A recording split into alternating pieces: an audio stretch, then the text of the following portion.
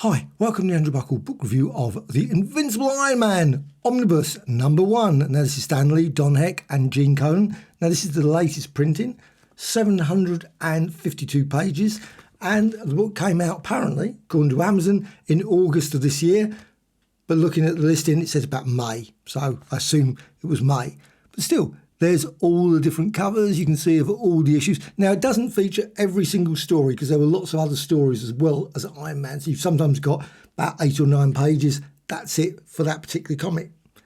All the way down there to issue 83 of Tales of Suspense. And also includes Tales to Astonish number 82. So let's just go through the book itself.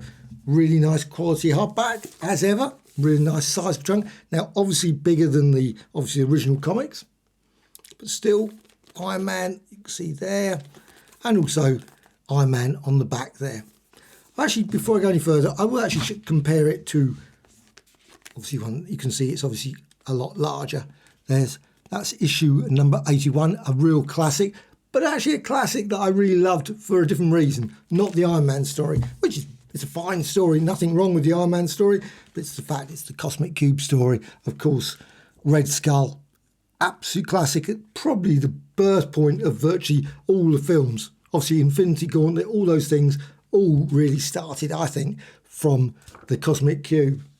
But this one, Titanium Man, pretty decent as well. Now, put that over there. Now, I've also got the Epic Collection. You can see the Epic Collection as well. Compare it. Let's just show you.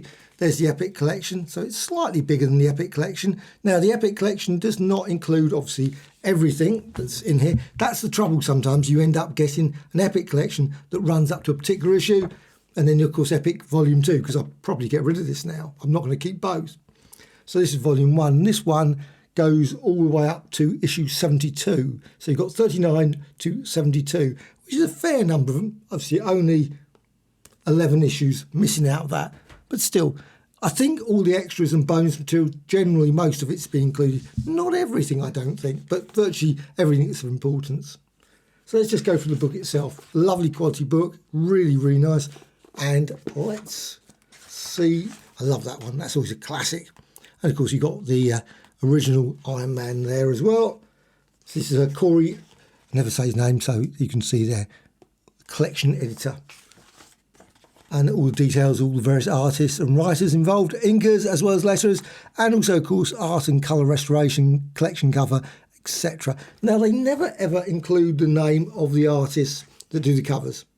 Well, I never see any details about that. So it would be nice, of course, if they did include that, because sometimes you can work it out. You think, oh, that must be XYZ. It's not always the same artist that does, obviously, the interior. So sometimes probably does, but that's right. And also the inking as well. Who knows? So you've got there all the details. And this is a 1963 all the way through to 1966. Now, I've got a few of those issues. Unfortunately, I haven't got the first issue. That would be really nice. But that I've got Tales of Suspense number 40. Also got the Angel story, which I absolutely love, and a few others. Over the years, I've virtually had all of these. But I haven't got them now. Over the years, got rid of them. So essay there from Stan Lee, and of course we're into the Tales of Suspense. Now, of course, it's been restored, cleaned up and everything, because if you look at the original comic, I mean, really it's very different. You could compare them, and obviously I'm not comparing it here, but you can see, I mean, it's completely different, really. I mean, it's really been sort of, but I actually quite like either. Personally, doesn't worry me, but I know for some people, obviously the cleaned up look isn't what obviously originally was. But still, and you got the early parts. Now, Iron Man, obviously there is Tony Stark, so we find out about Tony Stark. He's demonstrating 1,000-fold as he obviously rips things apart there.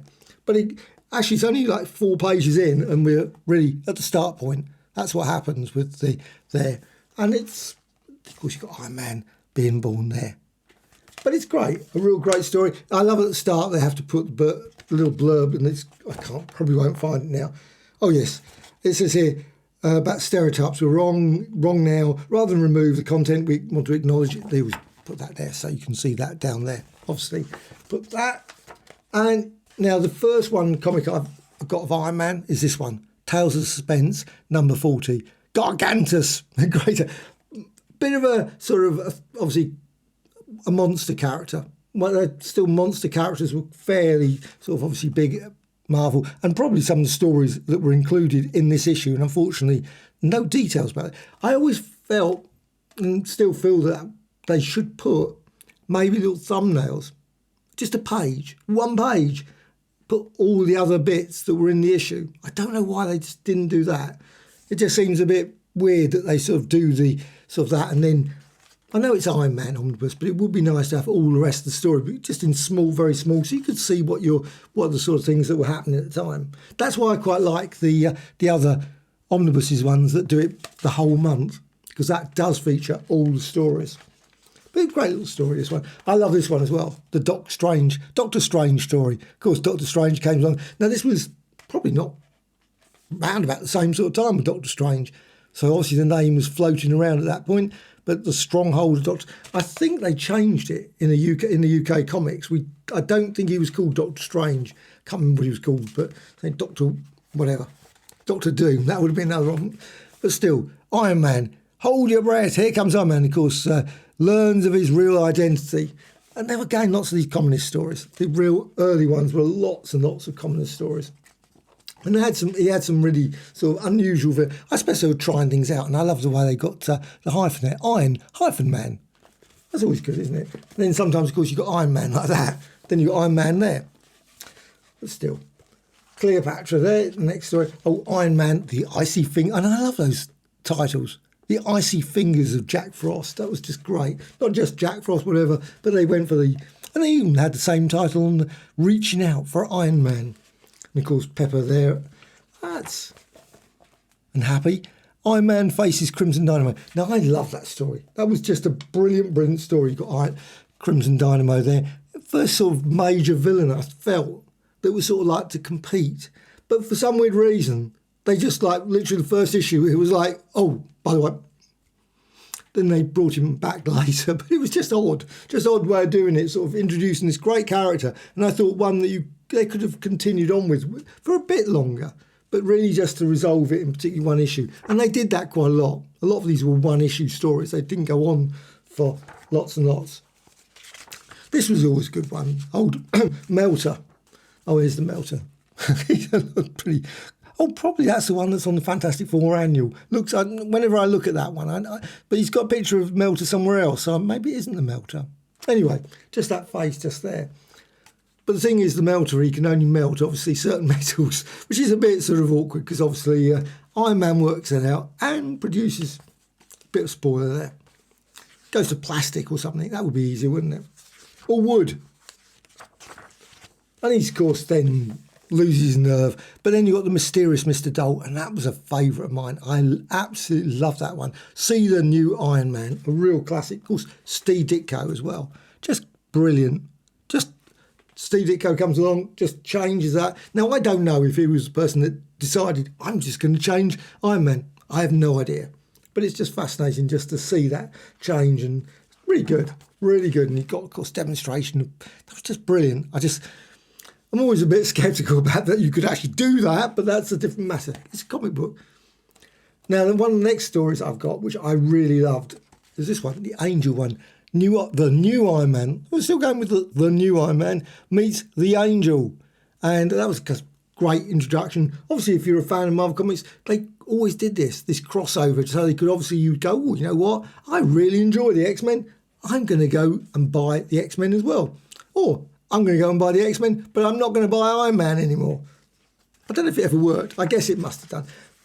The Hands of the Mandarin. Now, as a villain that I always felt, I know he's still going on quite certain, but at the time he felt like he was a major player and sort of vague, vague sort of disappeared a bit. I don't know. Maybe he didn't. Maybe it's just my imagination that he sort of disappeared. But he just sort of, I don't feel he was sort of like that major impact in the Marvel Universe anymore, which is a pity, really. But anyway, the Mandarin, I guess there were reasons as well. The Castle of a Madman. That probably gives a big clue on the front cover that they do that. Still got communist stories with a scarecrow. And then, of course, you've got another communist story, the Black Widow. The Crimson Dynamo strikes again. And none but Iron Man can hope to stop him. That's pretty good, isn't it? And the Black Widow, introducing the breathtaking beauty of the Black Widow. Now, Mandarin turns up. Also, I love these things as well. Pepper Potts pin-up page. That's a great bit of alliteration, isn't it? They always had those. I wish they would have those now. But still, they don't. Not that I don't think anyone would probably chop up their comics and put them on the wall, would they? The unicorn, sort of a minor character. Obviously, he's got his power beam. That was about it. That was really the daringly different tale, it says there. Yeah, Hawkeye. Now, in many ways, I always felt that was a missed up. Probably because obviously they brought back Captain America. They could have done sort of.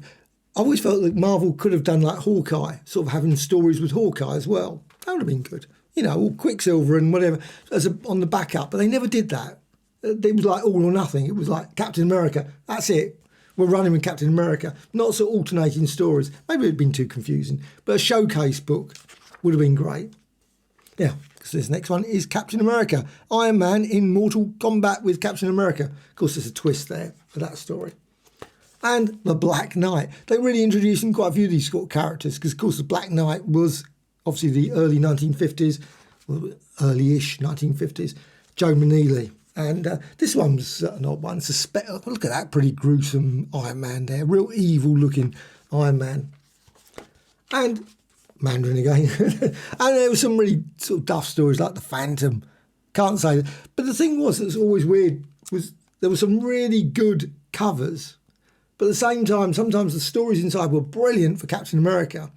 And then they didn't include Captain America on the cover. They had Iron Man, and it was like a duff story of Iron Man. And you think, why did they do that? You know, I mean, this bit, the origin of Captain America. I mean, then you put the Phantom. I mean, really? In fact, it was just a non-villain. Just seemed odd. Surprised that you'd have that would have been a full dramatic cover. But they split it occasionally and then didn't split it occasionally. Made no sense sometimes. Also, you got another one. That was a weird one. Crimson Dynamo and the Dream Maker. So what's now? I've just got one here. Oh, this is the Captain America and Iron Man one that I'd just shown. Let's just bring that over now. You can see, obviously, my copy slightly a bit more.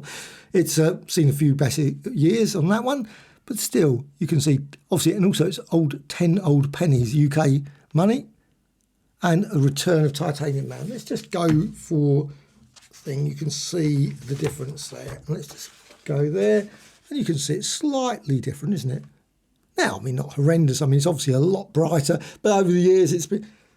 But I think you could go and look at the line work and all that sort of thing just to see if it's exactly the same. I mean, I don't know how much work was done to actually clean it up and tidy it up. But, I mean, that doesn't look, to my eyes, that different. Obviously, it's just a bit more the colours and things. The blues are a little bit brighter. But again, when they came out, I'm quite certain that blue was a lot brighter than it is now. It's obviously faded a bit. Obviously, people have probably got 9.8s. They probably got, obviously, they're probably all in slabs. So they probably wouldn't know whether the colours are that bright or not anymore. Unless they put... That's the thing about these omnibus courses. You can have the slabbed ones and you just get the omnibus edition. You don't need to open it, do you? But I love, again, this is one thing I haven't been pointing out. I love the letters. These ones, Males of Suspense, just always great. And MMMs, I can never say that one. That's probably why it didn't last very long. The Mighty Marvel Marching Society. It was a bit of a mouthful, I thought. But another, of course. Now, this is another thing that I would love to see more in these omnibus ones. Why they don't include more essays, more fan ones. Also, maybe the people that sold the things, you know, also the comic marts, people that sold them over the years. And it'd be fascinating to sort of read sort of what people feel about the sales of these things over the years. There's lots of things they could put in. I don't know why they've never... Oh, at least they've got Bob Layton. Oh, there's another one as well. Guy named Don. Oh, well, at least that's good. Nick Caputo. My apologies for saying his name wrong. At least that's good, just to see a lovely article about that. And that was in 2008. They never have anything really up to date, but it is nice to have someone that obviously is a fan of the comics and just giving opinions. Because, you know, you get Stan Lee and he sort of says this and that about it. But at the end of the day, I always feel that it would be nice if you had interpretations from fans included as well. It would make it a much more sort of personal collection, I think. Anyway, these extras are actually, just saying that, when I said a bit earlier about the extras, these ones are included here. I wondered if they included these. They do include those. And also they've got these ones as well. These are the original pages from 39. I mean, that's just great. I don't know how many of those 39. Obviously, there's just 2 here. One's really clearly seen better days. Obviously, the other one's a lot sharper and cleaner. That's been looked after a lot more. And also you've got some other ones there as well. Really, really nice. Always loved seeing ink pages. Titanium Man, Fury of the Freak. That was issue 75. Oh, and it also includes, I must admit, I hadn't noticed when I flicked through earlier, Marvel Collect. I love these ones. And I'm really going, and that's what I mean about thumbnails. It would be nice if they included the thumbnails of the other stories, like this sort of size. You know, it would take up a few 20 pages, probably 20 or 30 pages. They could add a few more pages into this. It would be brilliant. Iron Man, Daredevil, and this Iron Man. So they include these in big size, big format, 1 pages, but not the others. And to me, those ones, I always loved. I always loved Marvel, especially not so many of these ones. I don't know why I changed the format. I love those, the ones where they showed the covers. Why did they change it? Maybe it wasn't selling as well. Maybe people said, oh, I don't like that. They wanted to go for this. But I just thought the covers were so much nicer. And always when I pick ones up at the comic marts, and I do pick these up quite often, those ones are always the ones I go to, not these ones, which I always think they always change the covers a bit and tweaked them a bit. And I was always disappointed. I mean, look at that one, the Daredevil one. Dive, Daredevil, dive to your death. Really? That was just awful. Awful cover. And that one, Iron Man Daredevil in the hands of Ultimo, you know, behind, just not as good as the original covers in any shape or form. Still, absolutely love this. Absolutely love this as well. So, you know, you can make a decision when, like I say, this goes up to 72. This one obviously goes a bit further up to 83. It's annoying, that overlap difference. I loved it. Absolutely brilliant. I love those early Iron Man ones. I just think they're brilliant. They're just great stories. Not for everyone. I know lots of people look at them and go, oh, they're terrible.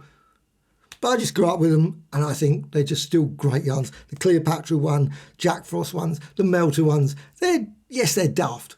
They're totally daft stories and, you know, but they still have a certain charm. And they're a bit like the Thor ones as well, the early Thor ones, the early Hulk ones, lots of things. They took time to establish you sort of messed around with characters. Some characters come, you never saw them again. And but they did obviously eventually get into the Mandarin and all those sort of things. But I sometimes miss those sort of throwing in lots of really silly villains. But anyway, still, hope you found that of interest. And will you be getting this book? Will you be popping out to pick this up? I picked it up obviously online, and that was, I think it was on eBay. So you should be able to find copies, obviously on Amazon, etc. And also, of course, Forbidden Planet and all the other shops. I'm quite certain there are copies of the Invincible Iron Man Omnibus. So excellent, Volume 1 of Iron Man Omnibus.